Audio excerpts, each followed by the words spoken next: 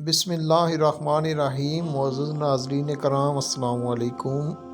ایمان اردو سٹوریز میں خوش آمدید۔ ناظرین کرام، آج ہم قوم نوح کی تاریخ پر روشنی ڈالیں گے۔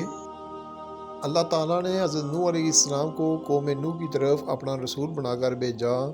حضرت نوح علیہ السلام نے اپنی قوم کو بت پرستی چھوڑنے اور صرف اللہ تعالیٰ کی عبادت کرنے کی دعوت دی اور ان کے سامنے اللہ تعالیٰ کی وحدانیت بیان کی۔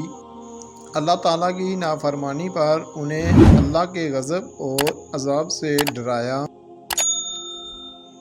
ان کے سوا اور لوگ ایمان نہیں لائیں گے۔ اس کے بعد آپ اپنی قوم سے نا امید ہو گئے۔ قرآن مجید میں اللہ تعالیٰ کی ذات فرماتی ہے: اے نوح علیہ السلام، تمہاری قوم سے اور مسلمان نہیں ہوں گے مگر جتنے ایمان لا چکے، تو تم غم نہ کھاؤ اس پر وہ جو کرتے ہیں، اور تم ہمارے حکم سے ہمارے سامنے ایک کشتی بناؤ، اور ظالموں کے بارے میں مجھ سے بات نہ کرنا، وہ ضرور ڈبوئے جائیں گے۔ اس کے بعد حضرت نوح علیہ السلام نے کشتی بنانا شروع کی تو آپ کی قوم آپ کا مذاق اڑاتی، کہتے: اے نوح، اب تم بڑائی بن گئے، حالانکہ تم پہلے خدا کا نبی ہونے کا دعویٰ کرتے تھے۔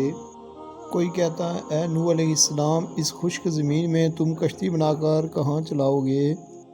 غرض کہ قوم نوح حضرت نوح علیہ السلام کو طرح طرح کے طعنے مارتی، اور جب اللہ کے حکم سے طوفان آیا تو زمین سے پانی نکلنا اور آسمان سے بارش برسنا شروع ہوئی۔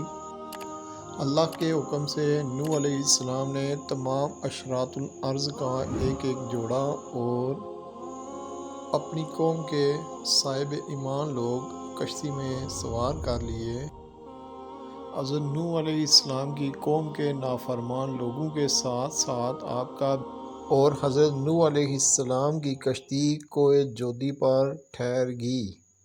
اس کے بعد حضرت نوح علیہ السلام کی اولاد سے اللہ تعالیٰ نے یہ زمین آباد فرمائی۔